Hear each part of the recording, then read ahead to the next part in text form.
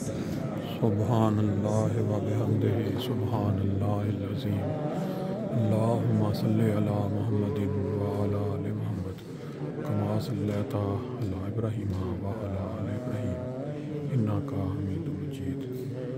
اللہم بارک علی محمد و علی آل محمد کما بارکت علی ابراہیم و علی آل ابراہیم انک حمید مجید۔ دوستو، یہ جو منظر آپ کے سامنے آپ دیکھ رہے ہیں،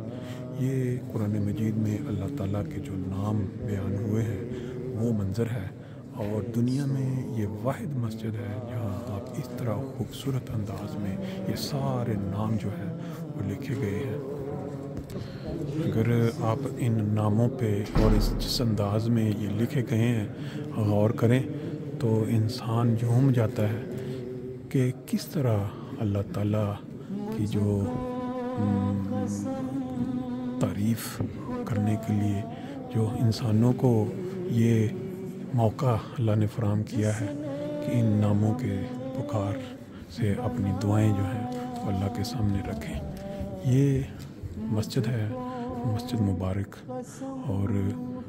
خلیفۃ المسیح کی موجودگی سے اس مسجد کا جو مقام ہے یا جو برکت ہے وہ حاصل کرنے کے لیے لوگ دنیا کے کناروں سے یہاں پہنچتے ہیں۔ ابھی باہر کا منظر بھی آپ کو دکھا دیتے ہیں، باقی کچھ اوپر وہ دیکھیں، آیت الا بذکر اللہ تطمئن القلوب۔ جب انسان مسجد میں داخل ہوتا ہے تو داخل ہوتے ہی جو پہلی نظر یا پہلا منظر دیکھنے کو ملتا ہے، انسان حیران رہ جاتا ہے کہ کتنی خوبصورتی ہے اس مسجد کے اندر، اور پھر جب خلیفۃ المسیح کے چہرے پہ نظر پڑتی ہے تو برکات کا نہ رکنے والا ایک جو منظر ہے وہ انسان کے سامنے جاری ہو جاتا ہے۔ ابھی آپ نے مسجد کا اندرونی منظر دیکھا، آپ کو ساتھ ساتھ بیرونی منظر بھی دکھاتے چلے جاتے ہیں۔ اس کی بناوٹ دیکھیں، یونیک طرز کی یہ مسجد ہے۔ بہت ساری مساجد ہم دیکھتے ہیں دنیا میں، لیکن اس منظر کے ساتھ دیکھتے ہیں، بڑی خوبصورت منارے ہیں اس سائڈ پہ، اور اس سائڈ پہ اگر آپ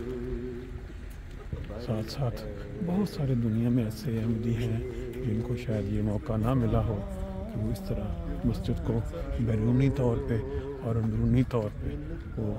نظارے دیکھ چکے ہیں۔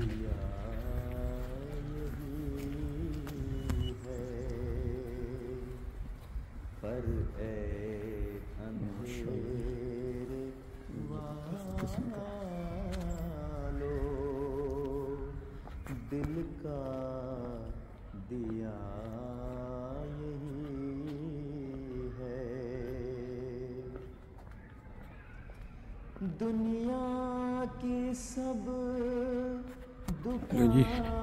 مسجد کے بیرونی مناظر، مسجد مبارک۔ ایک مسجد مبارک ہم ربوہ میں دیکھا کرتے تھے جہاں خلیفۃ المسیح ثالث اور خلیفۃ المسیح رابع کے پیچھے نمازیں پڑھنے کا موقع ملا، اور ایک مسجد مبارک یہاں لندن اسلام آباد میں بہت ہی خوبصورت انداز میں اس کے اوپر جو کلمہ اور پھر جو قرآنی آیات لکھی گئی ہیں، ٹائمنگز۔ بہرحال خوش قسمت لوگ ہیں جن کو موقع ملتا ہے پانچوں وقت یہاں